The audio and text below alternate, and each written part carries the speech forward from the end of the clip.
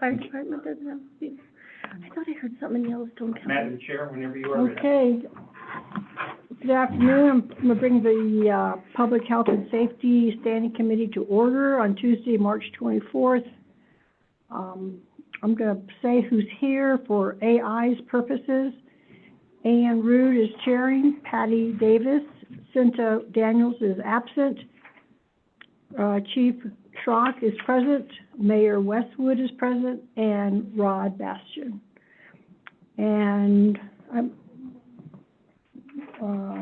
approve the March 10th minutes. Yeah, you must to approve. Motion to approve, I'll second it, okay. AI minutes.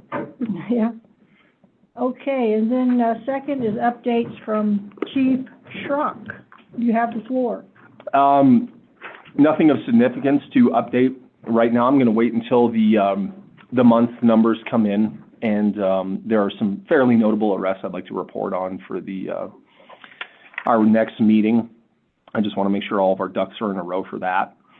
Other than that, I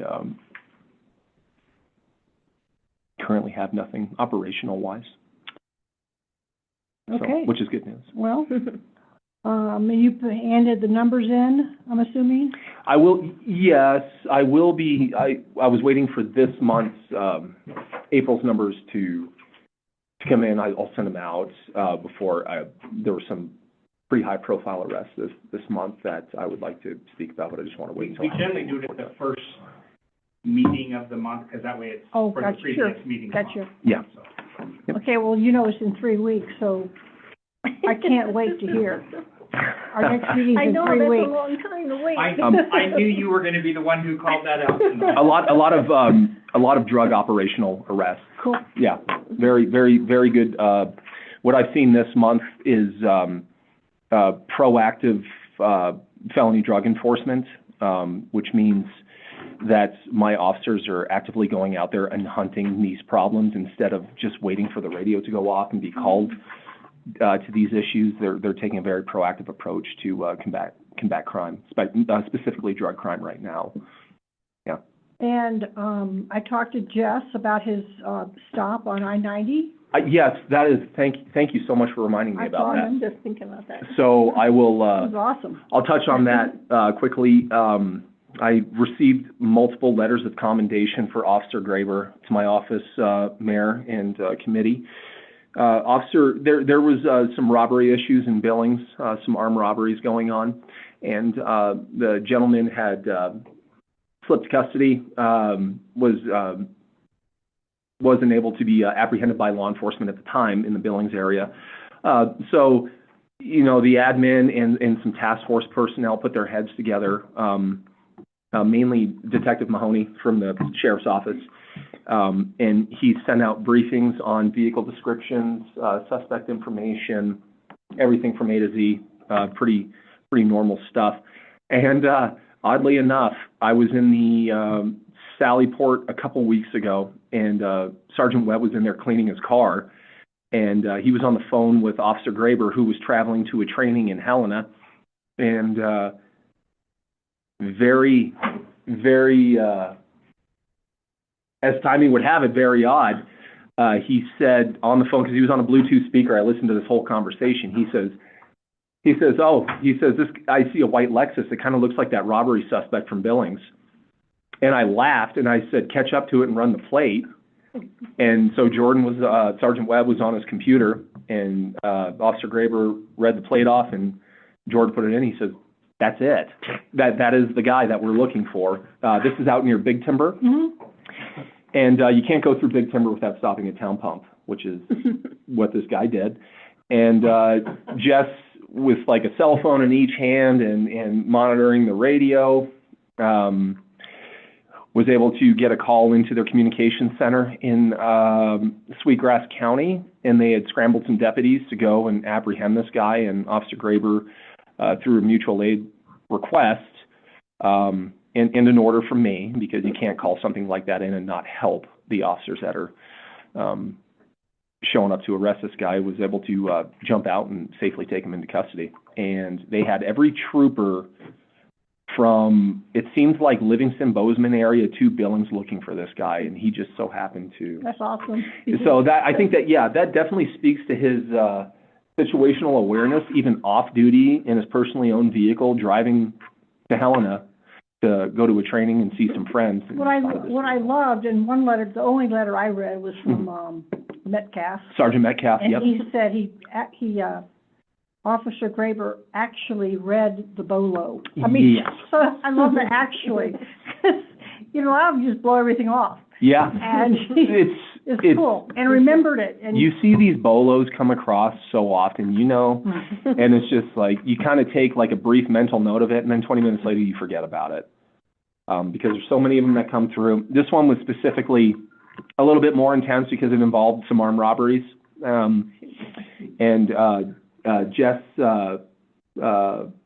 Officer Graber was just, like I said, he's, you know. cool, calm, and collected, sounds like. Yeah. Well, Very much so. I saw him parked somewhere near my house, and I was walking my dog, and we talked, and it was nice to hear it from him. Yeah, he's got some more letters coming in.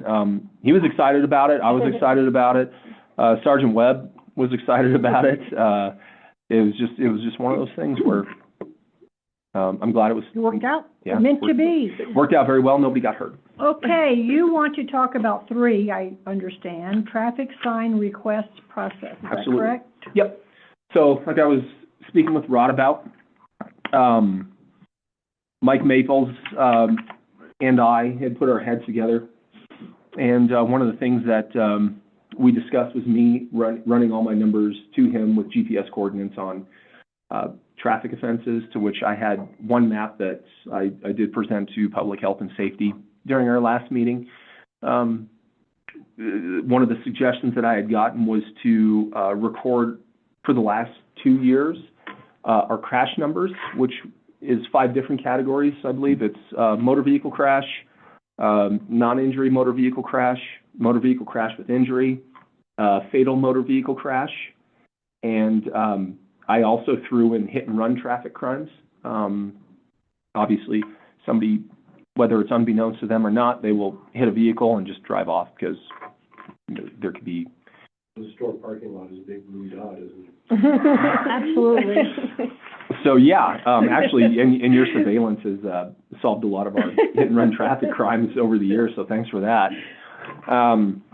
So that's one of the things that I did today was I put together all those numbers. Oh, good. I sent them right over to Mike, Mike Maples from Public Works. I tried to do my own map, and I failed miserably. And Mike has the software to plug those coordinates in and make a nice, readable, presentable map for everybody to take a look at. Aside from that, one of the things that we discussed was the traffic study cameras he brought to my attention. So we talked about streamlining a process because there are neighborhoods where there's higher traffic offenses than others. I mean, obviously there's traffic offenses throughout the entire city.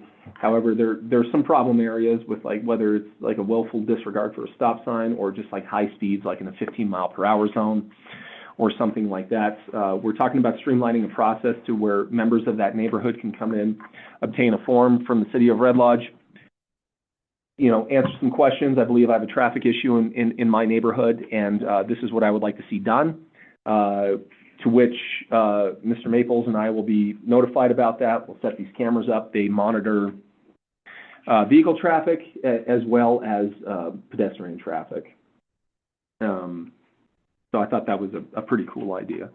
So the last I heard was that he was looking into ordering Yes. a thing. Yeah, black box camera. There? That's the part I can speak to. He Okay. is still working on, there will be a forthcoming budget request for the upcoming year, but he's waiting until it is solid rather than half-baked. So he's taking that. And the option that they are looking at right now is not the camera ones, it's just the ones that will do, it'll do all of the traffic stuff that they're looking for. It's also the less expensive. He is not currently planning on requesting the camera options. You may recall the camera option had some additional benefits for town if we wanted data, like how many people are coming through town versus stopping in town. but that was almost a secondary use and purpose. So the request that he's building is based on just data things, and he said, it's not done yet, and I want to wait until it's done before I present it with real numbers. The programs that I ran the numbers through today, as it relates to motor vehicle crashes, it should come as no shock that the overwhelming majority of our motor vehicle crashes occur on Broadway Avenue. That is one definitive answer that I did get. It's you know, you take these, you take the last 2 years of data, which is, it's a high number, even with motor vehicle crashes, there's quite a few, consideration for winter months and stuff like that. And, you know, if I try to build a heat map with a town the size of Red Lodge, with a high number of motor vehicle crashes, it's just gonna be a big dot on, right? So I'm trying to make it a little bit more user-friendly and readable at this time, so, yeah. North end, south end, more, that you can. Right in the heart of, Where you the know, it next seems one like this is just speaking from my personal experience, it just seems Yeah. like right in the heart of downtown on Broadway. Oh, really? I mean, obviously, our residential areas we're getting motor vehicle crashes too, fender benders, stuff like that. Some of them more significant than the other, but I would say that the overwhelming majority occur on Broadway Avenue North. I would say more so on South Broadway Is there Avenue a South. time of day? Yeah, more so during the day, business Really? hours, stuff like that, Okay. heavy traffic. More traffic, yeah. Yeah. More distractions. Mhm. I mean, like middle of the night, they're rare, but they do happen. But they're rare, right? Yeah. Anybody have any questions for the chief? Have Okay. have we identified the source of funding for the, equipment? Source of funding for the Say equipment. again? Where? We have not yet. We'll wait until we get the request and then figure out where it's coming from. Okay. So, there's a possibility it may not qualify for resort tax. It may have to be general budget because resort tax is $5,000 minimum and 5-year max. And so I'm not sure when this gets broken down, we'll bring it in and see if it's all counted as a similar project because there's hardware, there's software, there's application stuff into it. And so we're waiting for that. So would it be more effective to get, if you want to go for resort tax, would you want to get 2 sets? So that you could be, The ways the rules are put together, that doesn't really work. Like, you can't bundle to get there. So like I said, the answer is we don't have the correct information to make that decision yet. So Mike will get me that and then we'll figure it from there. It will either be resort tax or general budget, because those are the 2 choices. But not public works budget. It's not in public works, is it? Pardon? Is it in the public It works? can be public but work, so it could be for from signage? streets. Mhm. Okay, So we'll get it in and look at it. okay. The answer is that's step 3 and we're on step 1. Steve? I have an historical question. I don't think Rod's been here the longest, probably, but in the residential part of town, was there ever a plan for which intersections would have stop signs and which would not? So I would say that's a Mr. Maples question. I can't answer that. I would tell you, what I have heard anecdotally is they have come and they have gone depending on who's was mayor and where their friends lived. And they have, if you go to Public Works, they will literally say, we saw a sign pop up here, a sign go down there, a sign go up there, a sign go down there. So what we're gonna be doing is kind of a wider street study and taking an organized. Would that be good, because you never know. When I drive, now that I live in town and drive, I kind of stop, or certainly slow down every freaking once, because I don't know. That's called wisdom. There's no way. Yes. We have done, like, some, I guess, Red Lodge Police type of traffic studies before, where we've been notified of problem areas, specifically with speed. And, one of the things that we've done is we've assigned a police officer to sit out there from this date, you know, this time to this time, and then it kind of a little sign-up sheet. And, you know, speed limit is 25 miles per hour, and we've done these studies before to where the average speed of vehicles going through is like 23.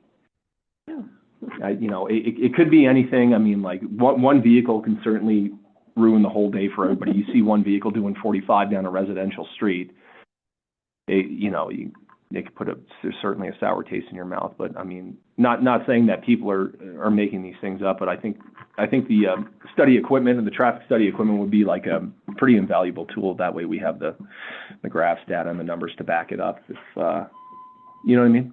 Yeah. No question on that. I know you can't enforce traffic laws without the officer's Officer presence. presence, correct. But if a witness in the neighborhood Yes. videoed a car going fast, Mm-hmm. and you had these signs up, Absolutely. would that co-witness there, that they signed a complaint, could you? It could. So, like, say, even if I did not have the equipment up, I can charge an offending driver based on statements. You can. Yes, I'm certified on visual estimation of speed. I don't have to have a radar unit in my car or have the vehicle trapped on radar. But you have to have witnessed it. No. Oh, okay. No, this happens a lot of times with DUI laws, right? I can't stop somebody without particularized suspicion, whether and that's an officer's reasonable belief that a crime has, or will be committed. However, if I have a caller that said, I see this vehicle going all over the road, and this, that, and the other, the first question I like to have our dispatch team ask is, are they willing to sign a statement, a sworn statement, to support why I'm contacting this person? Because I wasn't there, I did not see it. So I can arrive on scene, and if I have a cooperative witness, I will contact the vehicle and then, ultimately arrest for DUI.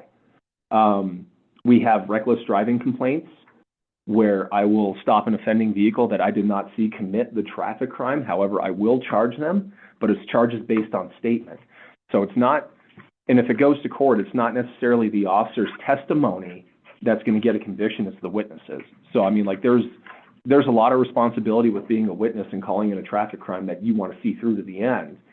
A lot of people do it. A lot of people really aren't interested in going to court and testifying as a witness. It's not fun. But, so I do not have to be present in observing traffic crime. It's the same thing as any crime. I just saw somebody break into this house. The officer didn't see it, but he's going to go and investigate it anyways, right? I've just come up to an intersection, which is four-way, not stop, it's. Okay, uncontrolled? Or uncontrolled. Yeah. And the car come by, Mm-hmm. didn't even look at the crossing street. Yeah, you got to do the right-of-way thing, for sure. In that situation, is it east-west, who has the right of way? Well, if you I don't never even know. look, you're not- Yeah, if you don't look, I mean, like, they're not even trying to determine if that Right. person on my right was. even I if thought it you, was yield to the person on your right. Yeah, Okay. the person on your right has Okay. the right of way. if you, I always remember the Brady Bunch episode, then we're back to the bigger boat. Yeah. So, like, if, even if you do have the right-of-way, it is still the responsibility of, Go sailing through. Yeah. correct. I do expect the motoring public, even if they have the right-of-way, to drive with due regard. Not busting an intersection, an uncontrolled intersection at 25, 30 miles per hour, because that ends up, it could end up messy. You haven't seen any great number of A collision? collisions at a four-way that unmarked. An uncontrolled intersection, I have seen them before, but like nothing lot. numbers-wise really jumps out at me to, like, we have an increased issue with uncontrolled intersections. Nothing has been brought to my attention, nor have I seen anything. We had one that was a controlled one-way, that was the most recent accident. Correct, yeah, I'm aware of that Stopped one. one-way. Yeah, she felt terrible. She goes to my church, so I heard all about it when I got to church that Kathy day. Scanlon said one time, and she's been here for a long time, Yes. that at one time, all east-west streets had stops, or all, does that sound familiar, Russ? The idea was that to improve secondary traffic off of Main Street, all north-south intersections would be free of stop signs, and stop signs would be controlling traffic east and west. Yeah. Oh, Now- interesting. That was the goal a few decades ago, and from there, of course, every time you get a new administration or a new public works director, Thanks, Shane. I can understand the thought process behind that. I can't. That way it allows for a smoother flow of traffic through town, because as we know, summertime, locals don't use Main Street. Mm-hmm. Right. They use the two side streets, and that helps with the traffic flow. If you put stop signs at every intersection going north and south, you're now forcing more traffic onto Main Street and more accidents. during busy times of day. Yeah. Never heard of that, but it does make sense. Okay, anything else, Greg? No, ma'am. Chief Schrock? No, ma'am. Can I? Oh, Yeah. oh, yeah. What's the update on, the city building here? Yeah, so had a discussion about that, yesterday in, admin committee. Copies of the rough draft building plans I submitted to them. Also, city council was provided with packets. I'm not 100% sure if those included, last council meeting, Mayor, the packets that I submitted, did those include the, rough draft, floor plan? That was just yesterday. It was Yeah. the council meeting before. I don't recall No, that it did. it wasn't. Looking at the minutes, I don't- saw okay. it, but it wasn't in the packet. Yeah, gosh, I wish I had my packet in front of me right now. So I have a copy of it. do you? Oh, Oh, great. fantastic. Give me a second, Okay. talk and be smooth, and I'll find it. All right, so I'll give a rough estimate. Mr. Hanna, Brian Hanna, our building inspector, I think projected the total cost at, I believe said 1.8, 1.6? Yeah, 1.6, yeah. What's $200,000, right? 1.6, yeah. So, Yeah. So our 25% match is approximately, $480,000. Now, say that make some coffee. Yeah, please, thank you. Say that the city were to move forward with it and we did not meet or exceed that $1.6 million. So that would lower our 25% match as the grant reads. So it could be 480,000, it could be 400,000, it could fluctuate. So yeah, I spoke to, the mayor spoke on it yesterday. He is, planning on budgeting through resort tax for, the $300,000, land acquisition. I had requested $50,000 for preliminary architectural fees for the building. So there is, $350,000 right there, to which I spoke with him again earlier today. I don't believe he or the city, hopefully, obviously everything has to go in front of who it has to go in front of, but I don't believe that, they would shake a stick at, repurposing $300,000. Why is it land acquisition if the city owns it? The city does own, that's probably a mayor question. So we were speaking a little bit on, If it's city property, why is there land acquisition necessity? I see. So, Mayor? So, the current request was a land acquisition potential existing. And that actually, when we put in that request, we were specifically looking at the piece of property that used to be used for the mine parking. Oh. And so that was kind of the first step of acquiring a piece of land that we could put this on. Currently, that land sold separately and went for more than what we were thinking it was going to go for, and sooner. And so what's happened is, as we put this in, we identified existing resources, of which there's multiple places where there's city-owned land. This was drawn to fit on the piece that is down by A-White Supply and the Bats property. So there's URD input and involvement coming and concern about making sure this fits in with that. Basically, at this point, it's just an initial request, so it was drawn to fit on that piece of property, should that be where it goes. And the part of the conversation was that gateway into the community was a good place for police stations to help send the right message, and particularly if it's the beginnings of a well-built building in an area that's not currently well-built. But that is not a universally held sentiment, but it is also not something that is decided at all. But as we've looked at the conversations and the grant opportunity became available, it was basically, well, we already had 300 that we've kind of been planning toward. It's not included yet. It's in the stuff we're tracking for the next budget year. And so it's like, well, that was basically a land acquisition for the police station, so we can tweak that value and or the purpose and then just present it to council for approval. That's kind of the conversation to this point. I came in the middle. Did I guess what the questions were and answer them? Okay, go ahead, Rod. Having watched several meetings online, the Urban Renewal District Committee seems to have a lot of power over that section of town. Is that just an assumption, or, because it's like we have to get them on board, but do you have to get them on board in order to pursue? They are an input board. So there are two boards in the city that have the power, for lack of a better way. The primary one is city council, which anytime you say the city, the reality is substitute the city council. Like if the city has to sign off, or the city has set this as a policy, so it's ultimately the city council. And most of those boards, parks, URD, et cetera, have recommendations that they make to city council. The second board that has power is the planning board.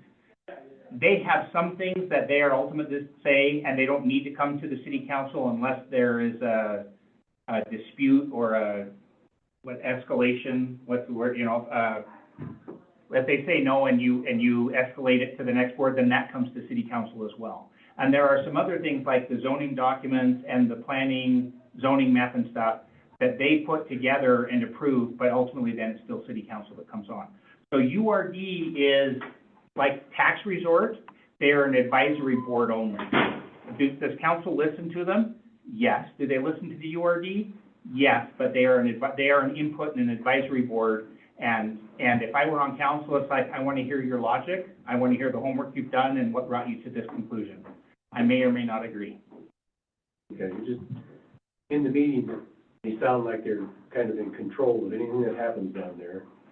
And so, There can may advise. need to be a realign of expectations. I don't know if you made it to the last one, but the city planner is now coming to those meetings to help keep expectations aligned with reality as well. okay.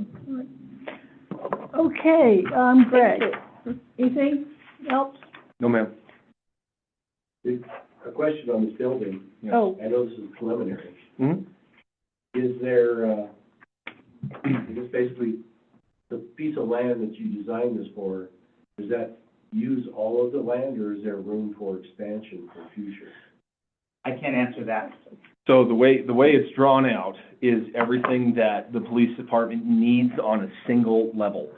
A lot of that, Brian Hanna, our building inspector, had the square footage of the lot and the square footage of the police department mapped out to where it would facilitate, obviously, public parking, vehicle impound, large evidentiary storage facilities, evidentiary storage facilities for Do you know vehicles. if this is 50% of it or 90% of that land, or do you know what the ratio is what the question is? Yeah, I know. I wouldn't say it's 90%. I think a lot of it is drawn out for public parking and impounds, and then our office. So basically, it's, okay. there, I guess the question is, there's not really room for expansion in the future if things change. My input is, as I look at this and I look where Broadway is and it's on the bottom, if my notes were correct, I just wrote that down. Mhm. I can tell you that that piece of property is longer north to south than it is east to west. So with that information, I would say there's room on both sides of it.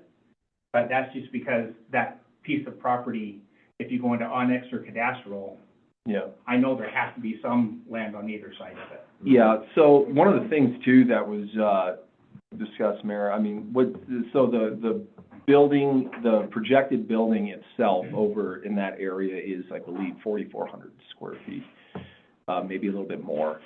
I don't know what the square footage of our office is right now, but I could not imagine a 7-man department outgrowing that building anytime soon if everything goes to plan.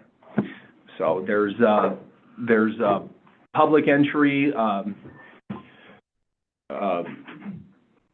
restricted access areas for police, evidence,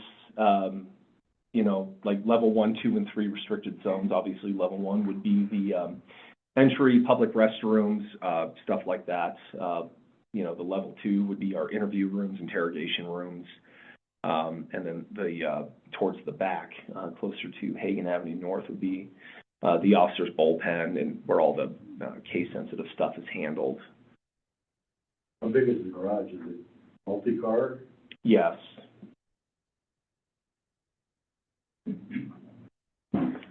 Where's the proposed fire department? Do you know? they received a grant, right, and they're proposing new building. Is it right across the street from each other, the fire and the police? It is across the street and also south of where this location is. And their Okay, a little proposal further is actually an extension of their existing building, Okay. and so it's kind of, so they would be in proximity of each other, but not like right across the street from each other. Strong gateway entry, yeah. Brand new fire, brand So we new wanna city, get rid of that's that pretty cool, concept. yeah. Right. Oh. Well, that is not owned by them. There's a three-way land swap that they're proposing that's coming in, and the city will have some involvement only in that. What we basically do is move our right-of-way from one spot back to, and interestingly enough, back to where it was at one point in time, so that they're lined out. So there will be a city council, Right away, you mean setback? no, like an alley that goes through. So there's a road that goes through, so you've got connectivity to all the neighborhoods. Sir, is this where that, the yellow structure is that's been condemned, that's boarded up? I think that's part of it, yeah. Okay. It's been several weeks since I looked at it, but that is coming, and council will have, legals working on it, and that'll be coming in, so. add that. Patty, any more questions? No, sorry. Sorry, I've never done this Oh, before. no, you're great. Okay. Thank All right, you. anybody, anything else? We'll move on to number 4, community project funding request. I have no idea what that means. That's what we, Oh, just talking about, yeah, okay. I put it there because you had it on there, and Okay. I didn't know either, so. I didn't know that I'm was glad what it was was called. So, we went like talking about 3 and I jumped straight into 4, sorry. okay, I gotcha. So just run the meeting, Greg. How would you hold people That, needing transportation? so the transport and holding is the responsibility of the sheriff's department under Montana Code Annotated. To move from this facility to the sheriff's facility? Yeah, so if it's an in custody to where they're transported to jail, we transport all of our inmates to YCDF. Thankfully, YCDF has expanded their operation, so I mean, back in 2021, you had to commit some pretty, and I spoke with Steve about this, you had to commit some pretty serious crimes to go to jail. With this expansion and new administration running the jail, their new captain that's in charge of the jail, it's been a lot more streamlined. They're taking all of our warrants. They're taking all of our drug offenses. It's great. Getting along with Carbon County and Red Lodge better than they are with Golden County, and there was a big thing on TV. Was there? About how they cut them off and just did no more. I can see, yeah, so I'm not 100% familiar with that. I know that, recently, within the last 5 years or so, the working relationships between, on the law enforcement level, between Red Lodge PD, Carbon County, and YCSO is, in my opinion, at an all-time high. Yeah. This is the time to talk about it. I mean, this is so preliminary, but Yeah. why would you take it, why couldn't a deputy come by and pick the prisoner up so you wouldn't have to move him twice? That's 2 more chances to escape. They certainly can. So normally. You would just pick them up there and take them to Billings. A lot of times what we're doing now is we have all of our remands now are digitized. It's the same form as like when you were working in dispatch. Remember, we used to go through and handwrite everything. So every officer has that remand form on their computer, or they have copies in their cars. So a lot of times we'll arrest somebody on site, we'll call for a transport vehicle. That transport vehicle comes to the actual scene, picks up our prisoner and transports him. So there's, our dealings with our suspects are fairly minimal in terms of transport. So they don't bring them to the room and they sit there for an hour waiting for a transport? No, Okay. no, All that's right. pretty rare. And if it comes down to it, to where, like, say, county is, it's a gigantic county, we'll be honest. A lot of times everybody's tied up on calls and they just cannot get a deputy out to transport, or they're short-staffed, just like every other law enforcement agency in the United States. We'll take them. Okay. Yeah. All right, Did anybody else want to look? I had pulled up the picture on Cadastral. I guess I'm just, and I can, it's just on my phone right now. It's Oh. showing him the shape of the lot oh, versus the property. to make my comment make sense. It's not Is the lot on there. rectangular? Yeah, the lot is rectangular. Oh, that makes sense. This way, and so that's what I was saying, there's gotta be, this only looks like maybe 50%, but that also doesn't count the road. Okay, all right. That's Do we helpful. own Thank you. anything south or north? So the answer is no, this is AY, straight AY behind here. it, and then this is the batch plant there. There are 2 or 3 different potential paths forward where those could end up as also city property, which is one of the things we keep in mind when we look at how do we use this property, is that we don't take away use possibilities from those things, which is where the URD has some input and some thoughts. But there's gonna be, and I'll mention it tonight, but there's gonna be a meeting on the 30th where they come and talk about the visioning, 30th of April, not March, from 5:30 to 7. They're gonna talk about that, and then also some park ideas for the Bastion, for the Rocky Fork. Okay, Yeah. great. Okay, well, we'll have a few more minutes. Anybody, I don't have a priority project timeline. Anybody else have a comment or two, or Patty, sorry? Well, in the council packet was this letter from Gail Dyke, is that how you pronounce her name, and Ron Cox? Do we need to discuss this? I mean, it just came out Friday, so, you know, I don't, and it's a very lengthy letter with public safety concerns, so I read it. It's, what do we do? for those who don't know, she lives next door to the dispensary over by, Circle 17, and she's unhappy. 8 pages worth. I don't know if it's one of these cases where what are you, Greg, do you have a lot of calls to her? She sounds like she calls you all the time. We've had correspondence with Ms. Gale, not very much recently. However, what I can say is that when she does call police, the calls for service are looked into and they're handled accordingly. One of the things that I think a lot of times is misrepresented, and I'm not saying that Gale misrepresented anything. What I am saying is that a lot of times it's misrepresented when law enforcement becomes involved. A lot of people, you know, we have to take the rights of the citizens into account, and we have to make sure that everybody gets a fair shake. Well, one of these things that some people tend to believe is that although marijuana, cannabis recreational use may be legal on a state level, it's also illicit on a federal level. So one of the things that people, I could say, could assume is that even though marijuana is legal on a state of Montana recreational level, that we really don't do much with it. That's false. I will say that we do have pretty heavy-handed enforcement for DUI as it pertains to marijuana use while operating a motor vehicle. We also do have citations that we cut often for unlawful possession of marijuana. It's the same exact thing as having an open container of alcohol in your vehicle.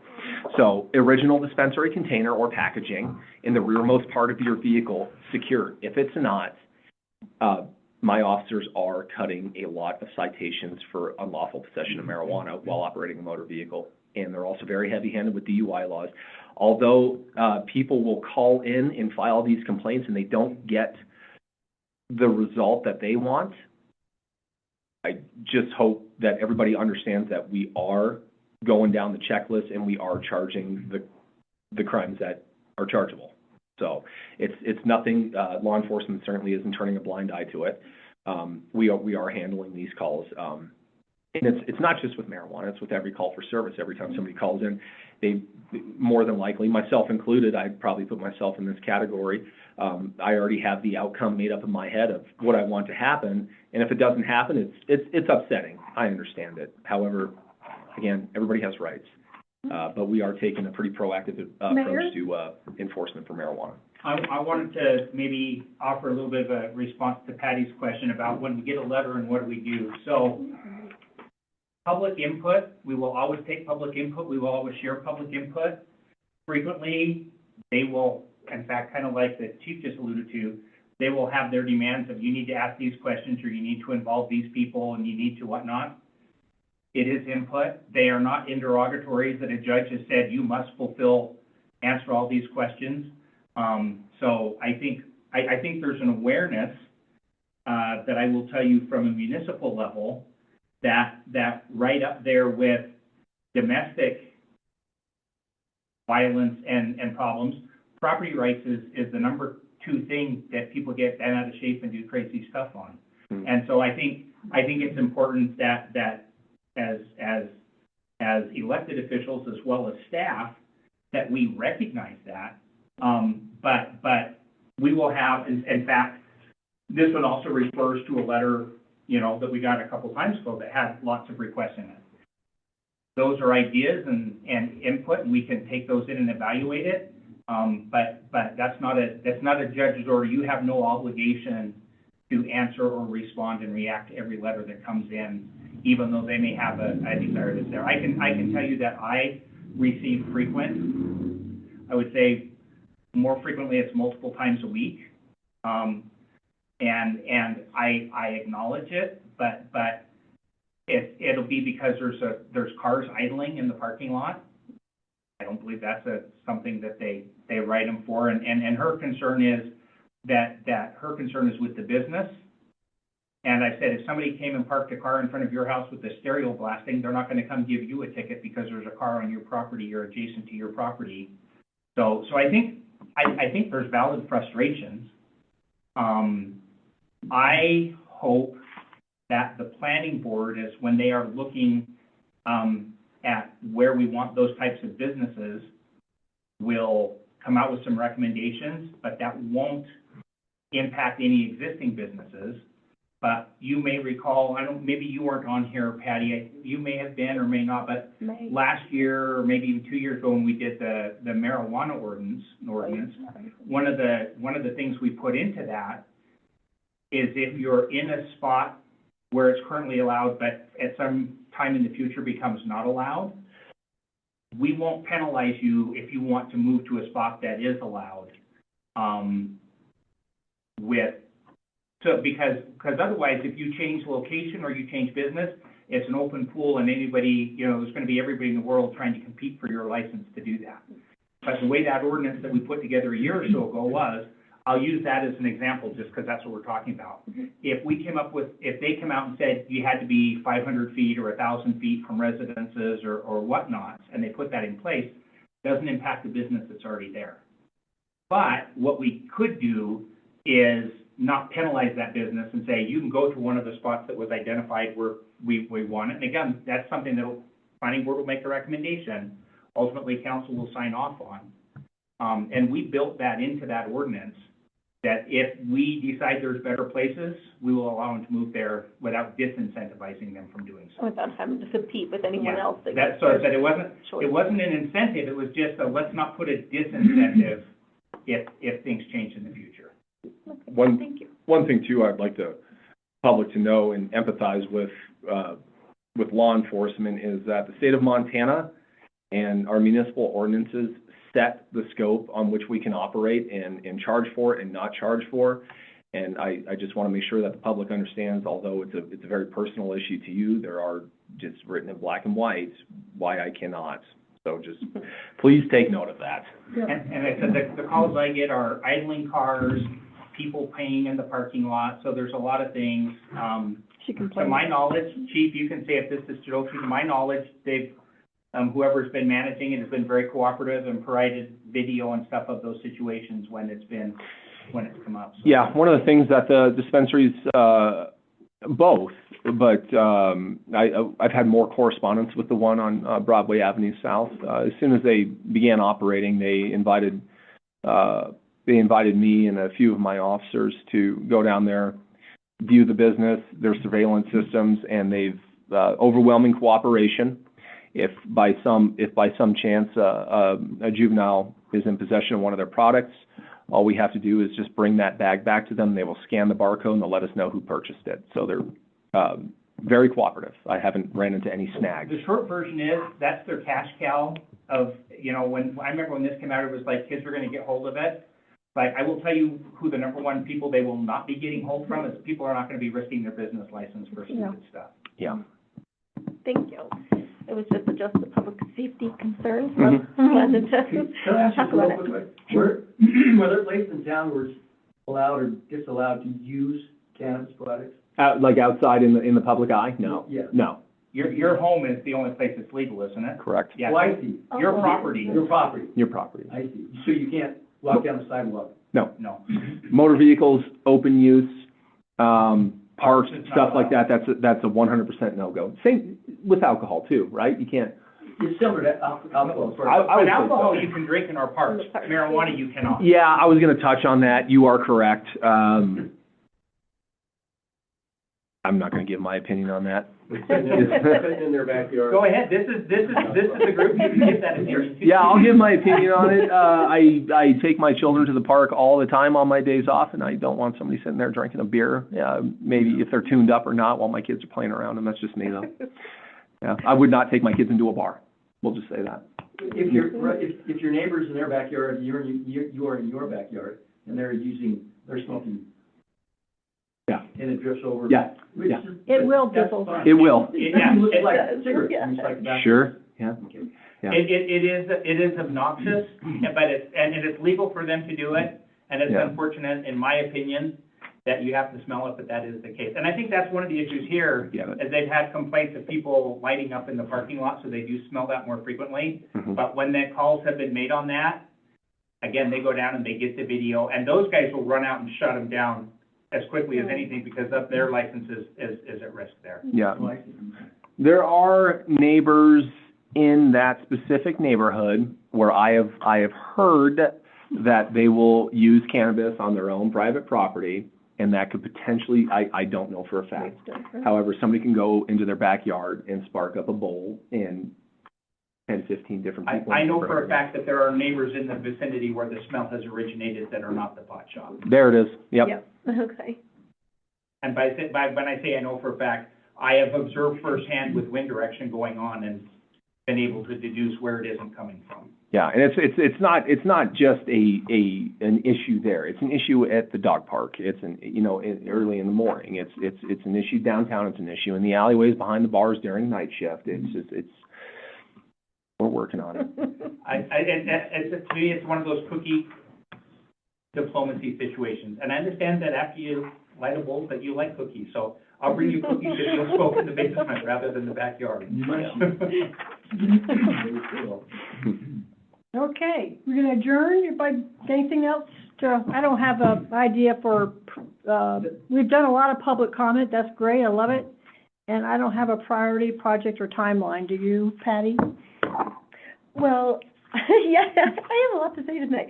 Oh, good. The Children's Center Boys and Girls Club. That thing. Oh, yes, our Okay. little colorful Our thing we talked about Yes. last night. Mhm. I thought about that all day part today. of public health and safety. I will I Steve think was we here, should prioritize you were it. here, so everyone's heard it. Yes, yes. Dave was here. I don't think Greg was here. Was I do missing? something about it. You were missing, yeah. Oh, I was just, this is before infancy. It's like, I'm It's just, an idea, huh? it's an idea. Yeah, it's just, we've been talking about how to make that area, the kids' area, safer.